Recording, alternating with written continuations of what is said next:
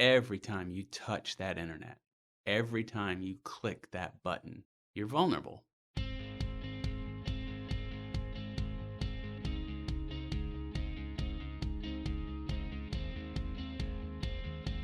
Welcome to Manage This, the podcast by project managers for project managers. This is our time to meet and get to the heart of what's important to you as a professional project manager. We talk to the people who don't just observe what is happening, but actually make things happen. People who have been right there in the thick of projects great and small, and are willing to share what they've learned with us. I'm your host, Nick Walker, and with me is the one who makes this podcast happen, Bill Yates. And Bill, today we're going to talk with someone involved in something that has either already affected many of us, or perhaps eventually will. Cybersecurity is in the news for all the wrong reasons. Yes. Just about every day. And I'm thrilled to have Don here to help give us some advice. Well, let's meet our guest. Dr. Don Hunt is a postdoctoral research fellow in the Department of Criminal Justice and Criminology at Georgia State University. A former global head of fraud and cybercrime analytics for one of the largest digital payments processors in the world, Dr. Hunt directs his primary research toward understanding, preventing, and offering policy solutions for computer-based crime. He focuses on phishing, social engineering, and ransomware attacks. Dr. Hunt is an integral part of the newly formed evidence-based cybersecurity initiative at Georgia State. As a doctoral student, he was awarded the Bureau of Justice Statistics Graduate Fellowship in 2015, which came with a $95,000 grant for his research in crime and digital payments.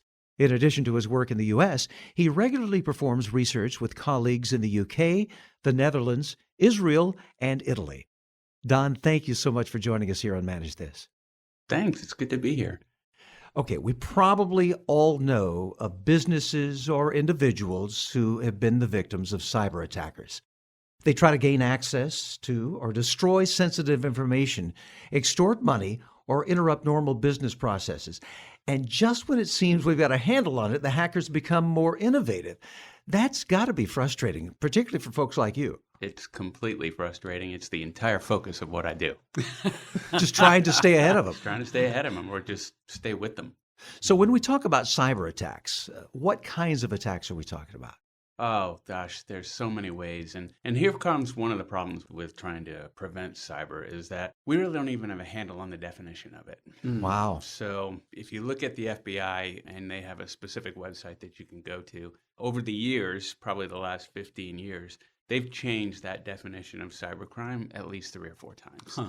So the idea of what is cybercrime, what's not cybercrime, does it work with computer assisted or is it completely computerized? Are people just using the internet to commit a crime? For a good example, we can take theft. Someone who would steal something out of your mailbox. For instance, somebody stole a check that you were expecting. Yeah. Mm-hmm.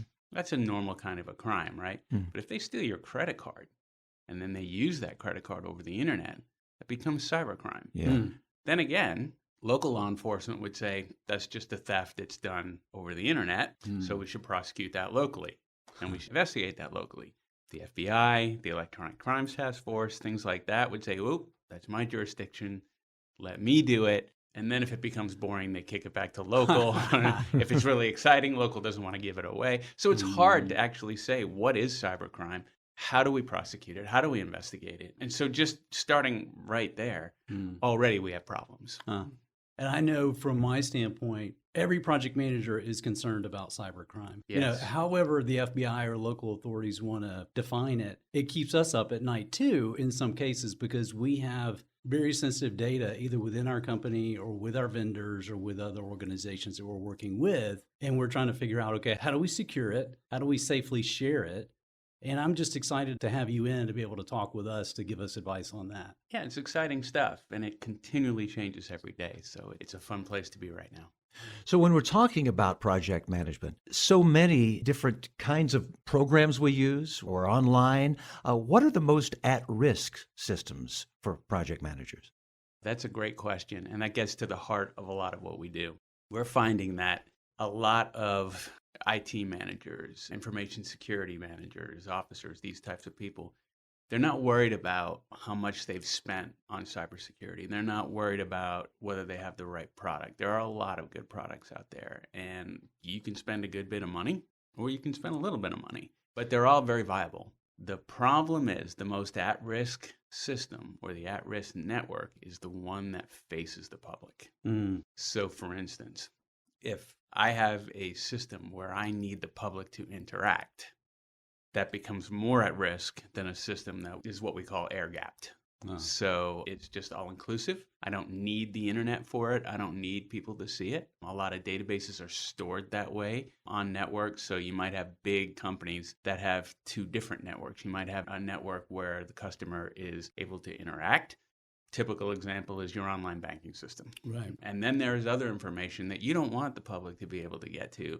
In fact, you don't need for anyone to access that but your own internal people. So you'll probably have another network along that line. Now, those two networks could be stored on one server or multiple servers, and how you map that depends on what your business needs are. But the general idea is the most at-risk system is the one where you can have people facing what we call internet-facing systems. So you might have an administrator that needs the internet. You might have a sales force that needs to communicate back and forth. Hey, I need this report written, or this report on a merchant, or the sales, or the marketing data, or whatever. So you've got people grabbing data from an internal source and then sending it out. And that's when it becomes a problem. So public-facing. That makes sense, Public-facing with internal people who are dealing with the public. Yeah. Okay. This is going to get wacky, Don. This is almost like a rapid fire session. Just all the random questions that I was thinking of when I thought, okay, we're going to have Don Hunt in the room. This You're talking to a former Marine, so bring it on. Okay. We shoot back. Good to know. All right. Good to know. One of the things that I'm interested in your feedback on is file sharing. Just last week, I was with a group of 30 project managers, and I was asking them, how do you guys share files? And, as we talk about it, there's file sharing within the organization. That's fairly safe. Sure, you can make mistakes, but that's safe. Sure. Then we engage, for our project managers, they're engaging vendors or contractors or outside the organization. Right. So, sharing data there, file specs for the work they're to do, drawings, so it can take on many forms, spreadsheets, large data files, databases, you name it. But then many times our PMs are managing customers. They have customer engagements where it's a small customer, large customer, Right. Local, global, So just talk to me about what are some methods for safely sharing files? Great question. Unfortunately, there's not a short answer. I was afraid of that. Yeah. So the first thing you need to look at is what types of files that you're sending out. Okay. What type of security you need on those files, the sensitivity of those files, whether you're sending private information or publicly known information, how much do you care if that information gets skimmed as it's moving? The easiest way to think about how you would do that is how many touch points it takes between getting the file from where it is to getting the file where you want it. Okay. And everywhere there's a touch point, there's a vulnerability. Huh. All right. So you want to go from point A to point E.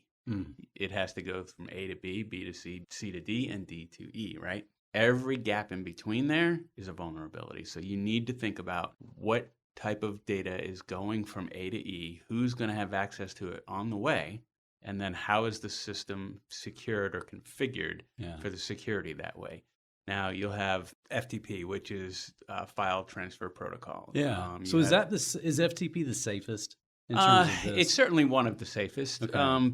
So FTP, that's old school. That was before Dropbox, before Google Drive, et cetera. Correct. FTP was kind of the way to go. Right.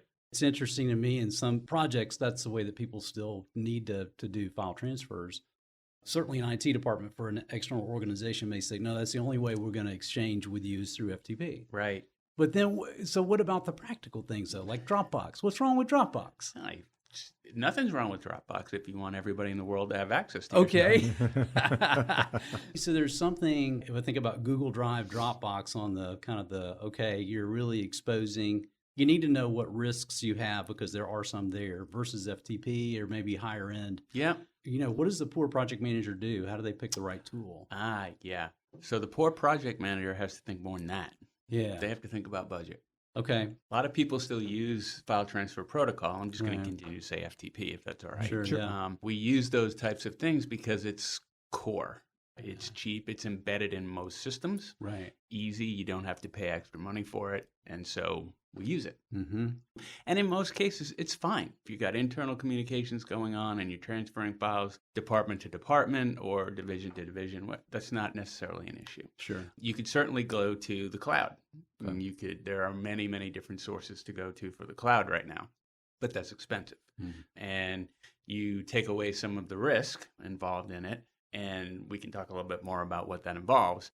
But you certainly are going to pay for that service. Okay. Dropbox is good, and Dropbox is generally secure. The problem with Dropbox is social engineering. What do you mean by that? So if I'm in Facebook, I can get to Dropbox? Is that what you mean? You could, but it's not what you would want to do. Yeah. No, I'm talking about things like we know that there happens to be a Dropbox out there.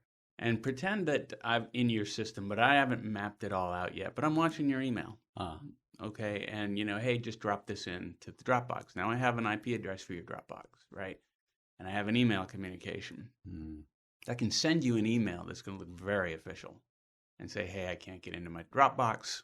What's the dang password again? Got it. What's something like that? And you're in. And it's not hard. Anyone can access it. Dropbox.com.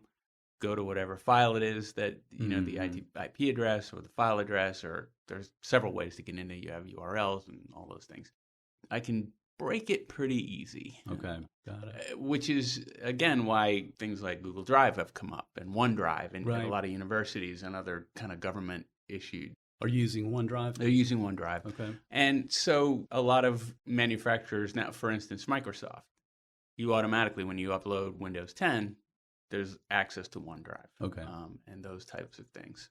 Gotcha. So there's a trade-off there. There's risk versus Reward. how much you want, and how much you're going to spend on it. Exactly. So for the PM, we have to really look at the data, determine how sensitive it is. Think about worst case scenario. What if this gets out there? Is it a schematic? Is it the secret sauce for a company? Right. Is it the formula for Coke, or is this something that's okay? It's our org chart, which they could get anyway. Right. Those It's kind of funny you things. bring that up. From what I understand, it's made public knowledge now at this point. Several years ago, the formula for Coke got out. Okay. And it got out through, it's my understanding it got out through a administrative assistant of a very high executive. And that person went to Pepsi and offered that for sale. Pepsi, of course, did the right thing, called Coke. Coke said, all right, you're fired. But that's a great example about how information on your private network can get gone. Yeah. Okay? And again, I'm not worried about how much money did we spend on securing that data, right? Right. Coca-Cola spent a ton of money on data protection, and they do a lot of things to keep data secure. You can spend all the money on the software. You can spend all the money on the hardware. You can have the best information security people on the planet, right? But at some point, somebody has to have access to it. Right. Otherwise, the data is useless. Think about it, right? So just because you have all this information, at one point, there's a touch point that's vulnerable. And it happened to be this administrative assistant or whatever role that person played, right, that had access to the information and had, let's say, less than spectacular morals. Yeah. Want to make a buck. Exactly. But these are the things that the people on the dark net and those on the internet who would have nefarious goals or objectives are looking for. It's much easier to go after someone with a weak constitution. And I don't mean weak as in morals. I can't tell what your morals are, but I can certainly tell you're just an end user and you have no idea what I can do to you to get into your system, versus a trained professional IT security person who's got the latest network stuff, who's got the latest firewall, the latest OS shell, all of these things doing remarkably well to protect the data. But there's one little person who can do that. Yeah. Looking for that weak link. And it is. So, and that's problematic because you can't really predict for that. Right. You don't know who has the propensity to do what. Yeah.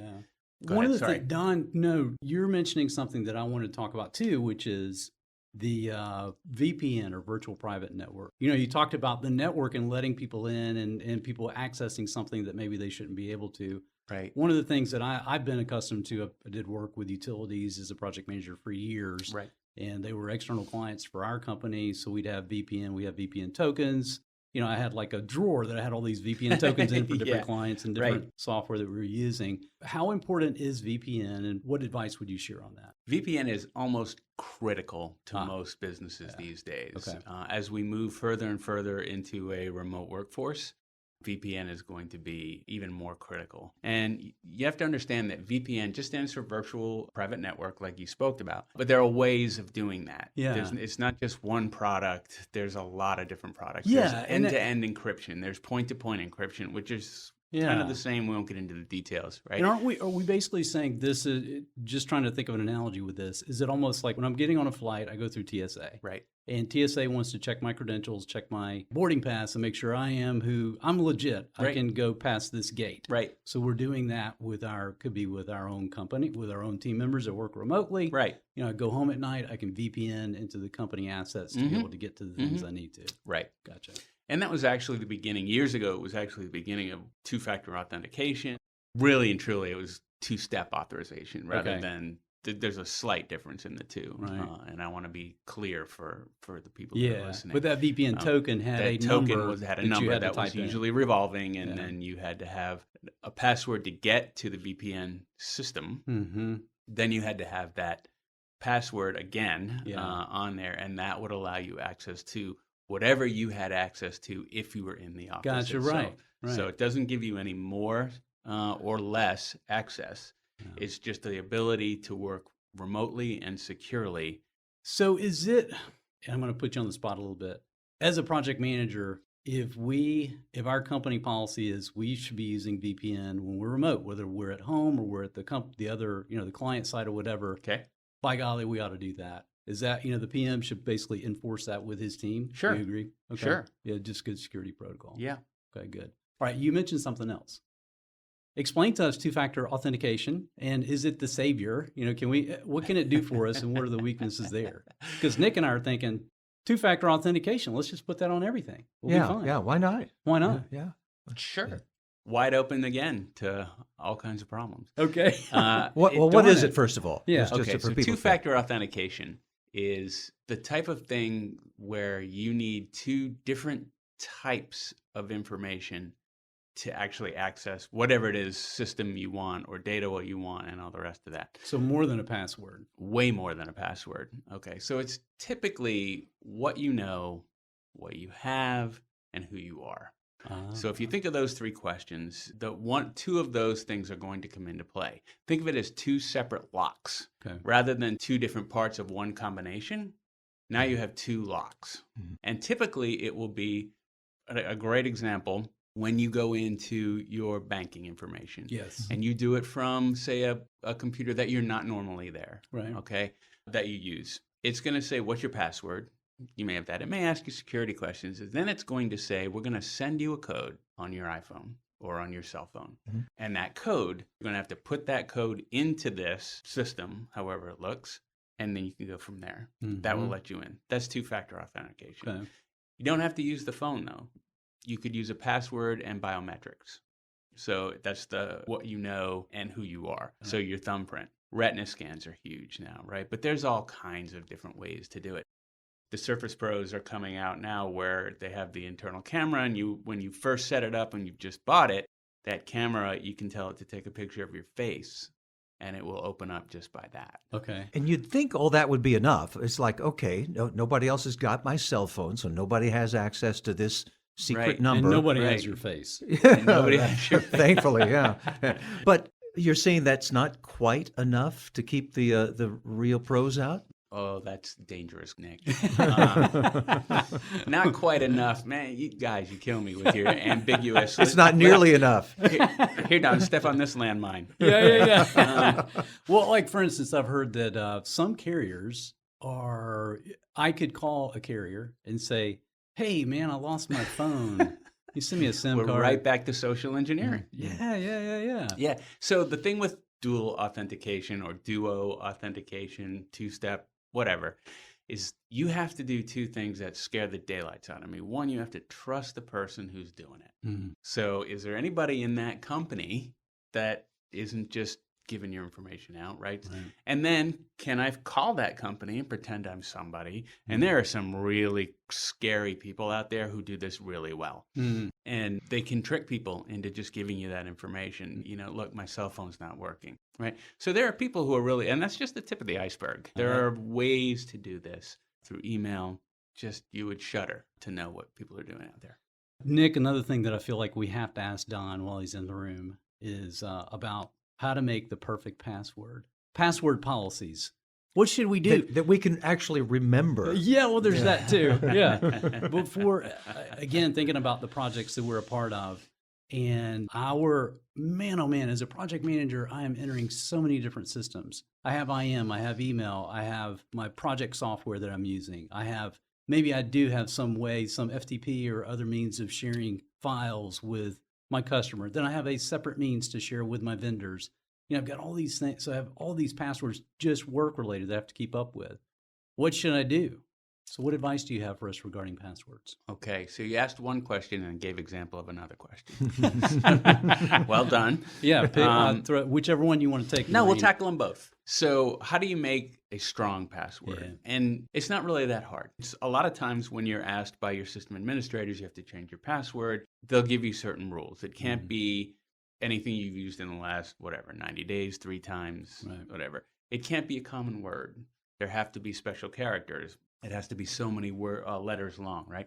These are all things that are done because they know the algorithms out there that brute force your password. And what I mean by brute force is there are computer systems out there you can buy on the dark web. It'll just continue to try over and over and over again until it finds your password. Yeah. Okay? And it's not like some magic box that happens. What really happens is it kind of knows in general what people use for their password. Okay. For instance, that special character is almost always an exclamation point. Oh, man. And it's almost always at the end, Yeah. right? Mm-hmm.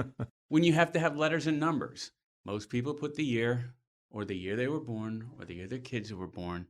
And here's the problem. If I want to know that, I'll just go to your Facebook page, right? Happy birthday to my grandson, Timmy. You know, he's 3 years old today. Great. It's There you go. 2019, so he was born in 2016. Yeah. All right, there's half the password. It might even be the full password, right? So you want to pick things that make absolutely no sense. Okay. All right. And so a lot of times we will have, great example again, your bank will ask for 3 security questions. Yes. Usually, I don't mind telling you, they ask me what street I grew up on, right? The answer is not the street I grew up on. I'll use another password. Ah, clever. Right. How do you remember that? So I don't have to. Okay. There are lots of services out there that you can put on your computer, you can put on your cell phone. They work at both. You can sync them, which I don't recommend doing. Okay. And I'll just use one that is very popular, but I'm certainly not endorsing. It's called LastPass. Yeah. And So these are password managers. Password managers. What are some other, just so LastPass, what are some others? Oh gosh, I don't even know. I haven't been in. Yeah. But if you Google password manager, Oh God, yeah, a ton of them will come up. And they'll be rated and all those good things. So tell us about a password manager. So it just tells you things like it'll ask you certain questions. You know, what vendor is this? Mm-hmm. What's your password? Or it'll ask you for different. It'll give you clues as to what it is. Right? It's encrypted and it's never out in the clear. Mm-hmm. I use one as well. So just go ahead and explain. You have a master or a strong. What do they call it? The master password? Yep. Okay. So like when I open a browser, I would initiate that handshake. Correct. And then I'm good for all those that I've entered. Right. So for my, again, all the things a project manager uses during the day, right. they're just going to open until up. Until you delete your history. Yep. Right. Yeah. You've got settings. You can control it by. Exactly. If I close my browser, I got to log back in, or if I reboot my machine, I've got to log back in. Exactly. So, okay. So you recommend, or password managers is generally a good idea. They are. Okay. Cool. They save people so much trouble. Mm-hmm. Can they be used on more than one computer? I've got a computer at home. I've got a computer at work. They sure can. Now, you mentioned you would not recommend syncing it with your maybe tablet or smartphone. Right. Okay. Talk about that. If your tablet gets stolen, okay, tablets are easy to break. Computers are easy to break. Cell phones, not so much. How about that? Right. Yeah. But they're easy to break into. And so once they're in, you've kind of got that. So I wouldn't sync that information up.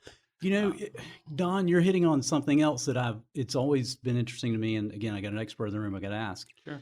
Many companies, I have a number of friends, associates that they have two phones because the company has an issued phone. Right. And it's for security purposes. Correct. It's so they can kill that phone if there's some kind of breach.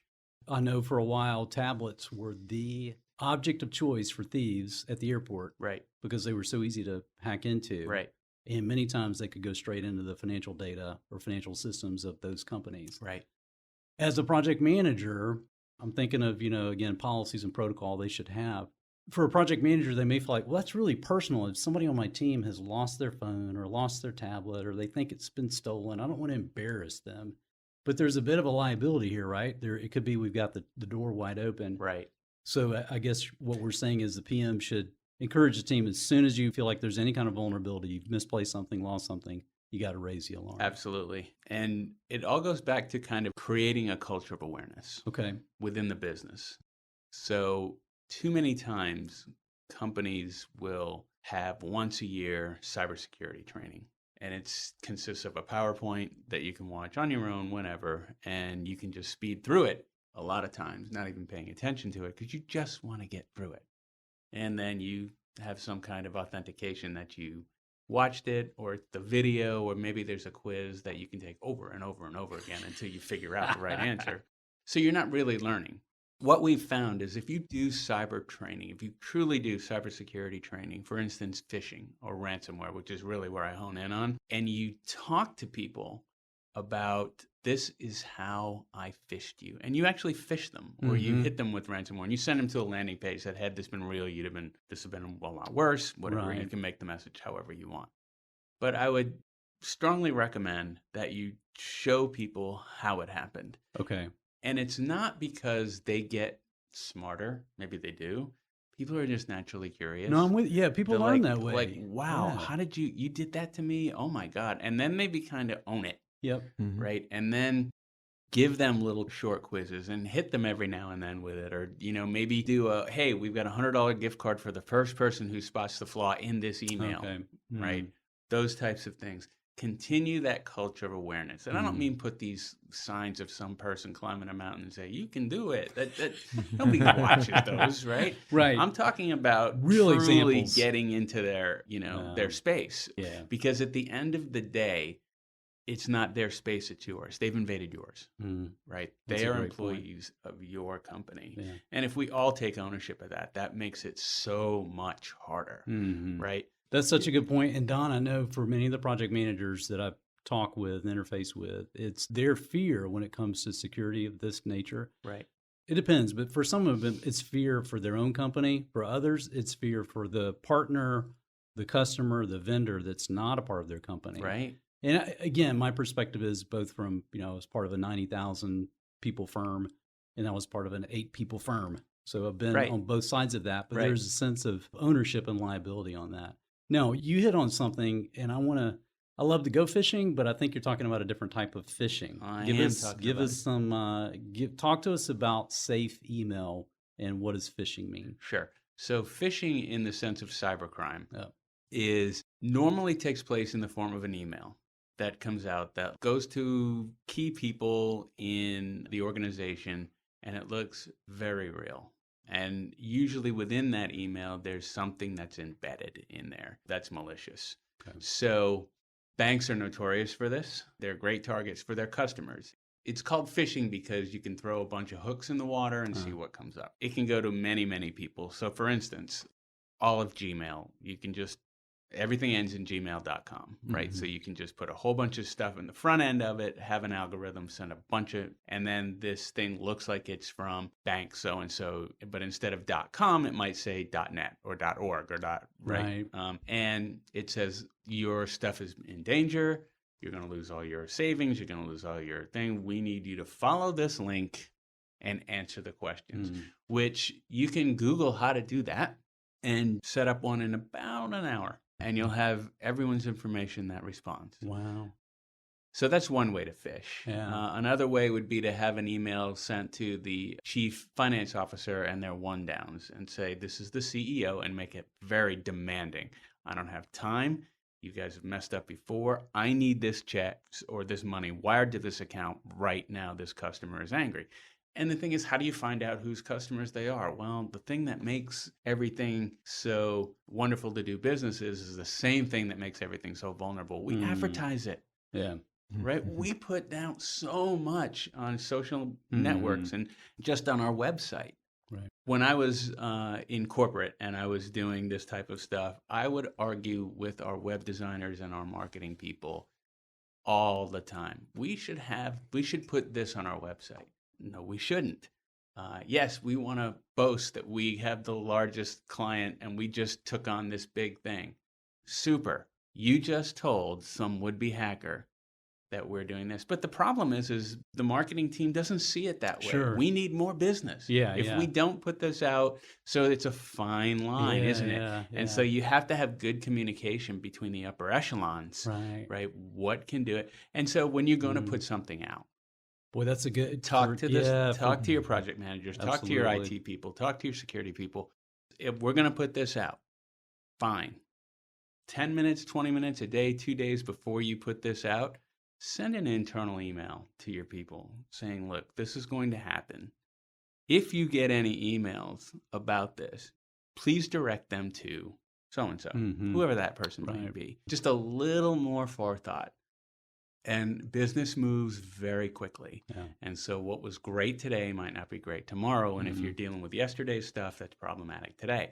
However, if you can just slow down a minute, and think about what are the ramifications of this. Who can take what I'm about to put out there and turn it against me? Got it. Yeah. Let me ask you about ransomware. We're hearing so much more about this. Companies being attacked, hackers demanding ransom. Right. How does this happen? How does this even get into their system? Well, it starts with phishing most often. So instead of you giving me information when I send you this email, you're allowing me access to your system. So when you click this link or you press, open this attachment, you've just allowed me into your system. You don't know it, but you have. And so I can set up what's called a botnet, which is basically a system or a program that runs around your network, maps it for me, does certain things that are super, super technical and sends me information back out. Usually I'll ride that out on an email. And by the end of, a couple days, I haven't got your entire network. And I've set up anyone who opens that email, now those computers, unknowing to you, are talking to each other and talking to me. To you. So I've got a network set up within your network, and I have the keys to the kingdom. Now, what ransomware does is it encrypts files. It usually will change the extension of the file. Right. So for a Microsoft Excel, it's usually .xls. It'll change that .xl something to another thing. It's not super, super complicated to do that. But when you open this Excel worksheet, Microsoft Excel needs to see that extension on the end, that dot something on the end, or it doesn't know what to do, right? It'll tell you this is not an Excel, and that becomes a problem. And it does to all your files. Go ahead. Yeah, my fear then as a project manager is me or a member of my team is going to be the gateway, right? That we're going to make that You don't want to be the gateway. Exactly, right? So as a PM, as a leader of a team, what do we do to help to raise awareness? Like you said, maybe it's a culture of awareness. It's not a one-time thing. It's not a bring in donuts, talk about it. Right. It has to be a normal protocol. And Well, it brings us full circle back to your first question. What's the most open network? It's the most open network is the person who has an end user who's going to be able to give permission to anyone they want into the system. So how do you do that? You raise awareness. It's really and truly the only way at this point to stop it. Show examples, like the phishing example, the email, show examples. Perfect. Maybe even play games. Play games. Set them up. Sure. Trivia questions, these types of things. Because if you're a big company, and let's say you have 500 customer-facing people, I might have spent $100 million securing the network, doing everything compliance is asking me to do, doing everything that my vendors are telling me to do. So update this patch, all of those things. Yep.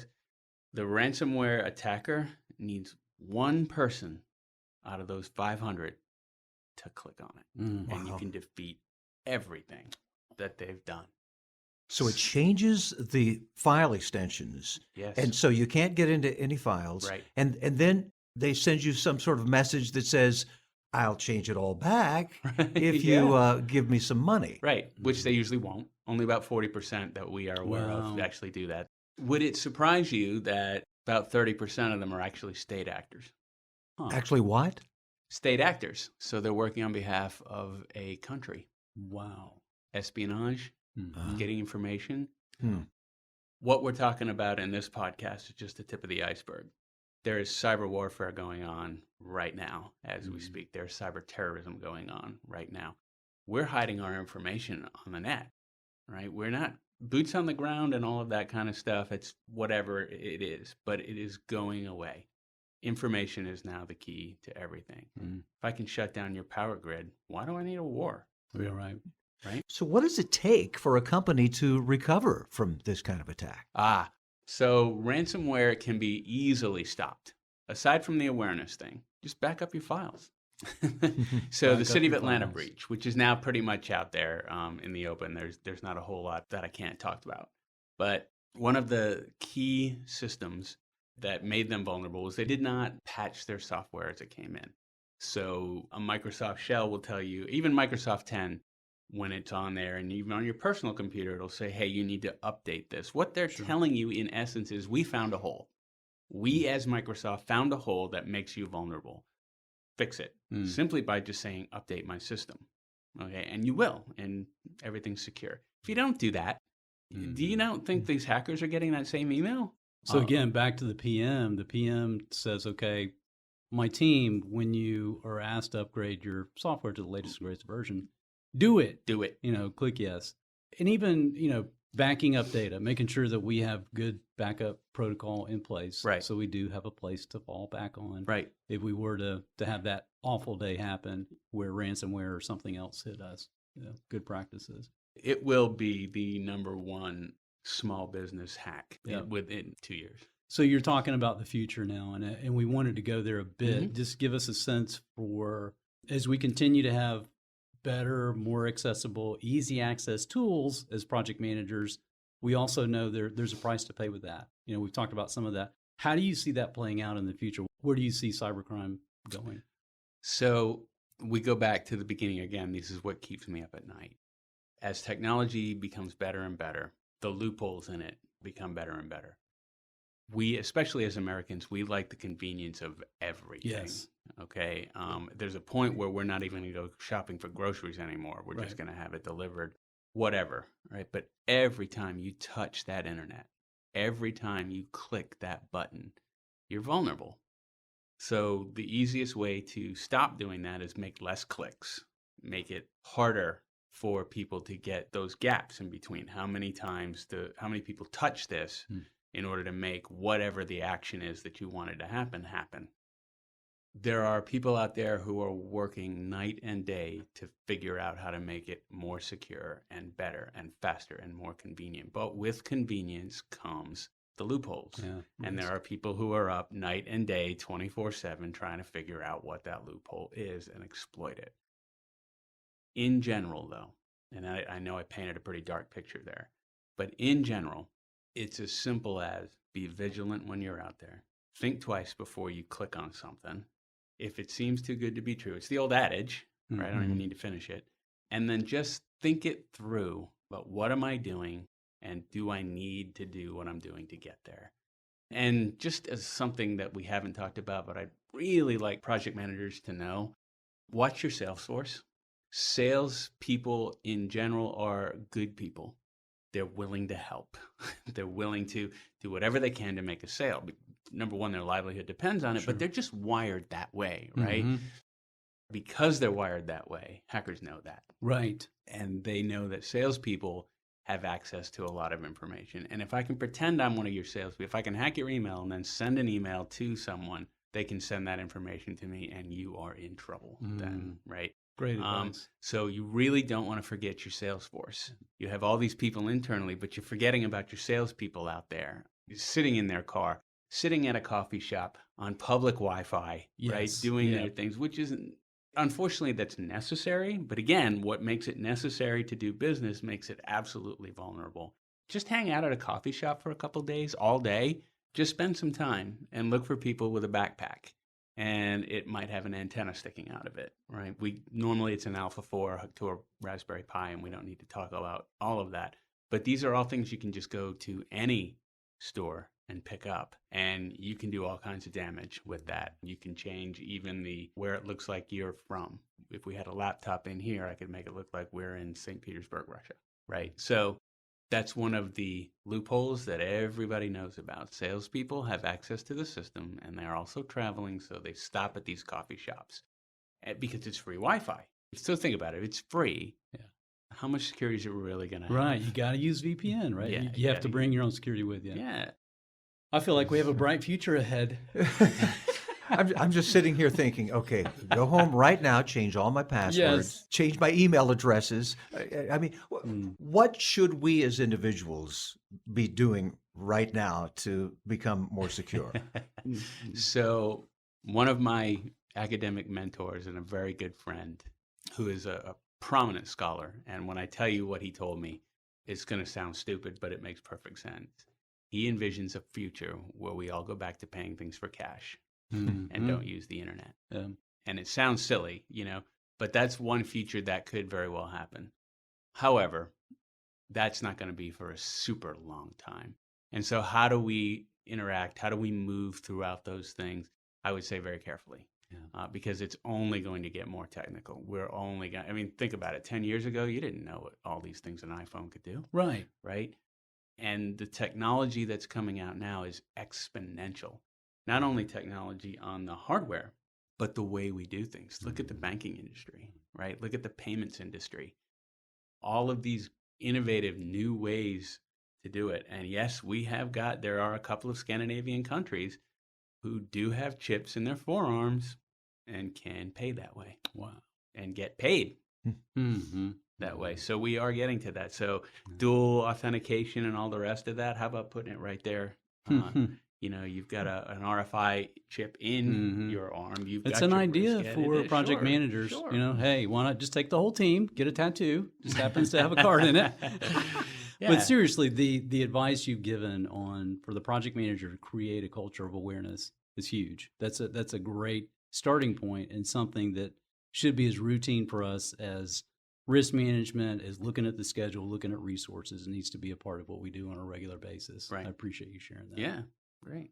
Well, I tell you what, Don, a lot of things to think about here as we go forward, and obviously this is going to be a topic that we'll probably be talking about for years and years and years. Right. But we thank you for sharing your expertise with us today. Oh, this has been fun. Hey, before you go, how can people get more information about just what to do to prevent cybercrime? Are there places we can go on the internet to find out more about how to protect ourselves? Of course there are. Microsoft is a great example. They have all that information. There are other companies out there, like one of the bigger ones is Symantec. Sure. They've got all kinds of open information for anyone. Go to those types of places. You can certainly go read some of the literature and some of the data we've put out. If you go to evidence-based-cybersecurity.org, we have a bunch of information out there, and you can certainly go there. And we're also wide open to suggestion. We do help with companies and individuals and all of these things. We're always looking for partners and people to, partner up with, which is a nice tautology for you. We want partners to partner up with. But we do look to partner with individuals and companies, and we look at the new trends. We want to see what are the problems you're facing. And I would encourage you to reach out to us. We're happy to come to your place, especially if it's in Hawaii. You can come to our place. You can tour our labs. We are wide open, and this is one of the biggest initiatives that any university has ever taken on. So we're happy to help too. Well, thanks again. And we got a gift for you. The Manage This coffee mug. Nice. Yes. Use that with our compliments. And why do I have this one instead of that one? This is mine. You can't have it. Oh, it's got your DNA. Yeah. I can make my own Nick. Just need an incubator. Well, thanks again. Yeah. Appreciate it. All right. What a great topic today. And I want to encourage our listeners to suggest topics and guests for us to have here on Manage This. If you have a suggestion, just email us at manage_this@velociteach.com. Meanwhile, don't forget to claim your free PDUs, those professional development units, for listening to this podcast. Go to velociteach.com and choose Manage This Podcast from the top of the page. Click the button that says Claim PDUs and then click through the steps. That's it for us here on Manage This. We hope you'll tune back in on July 16th for our next podcast. In the meantime, we'd love to have you visit us at velociteach.com/manage this to subscribe to this podcast, to see a transcript of the show, or to contact us. And tweet us at manage_this if you have any questions about our podcasts or about project management certifications. That's all for this episode. Thanks for joining us. Until next time, keep calm and manage this.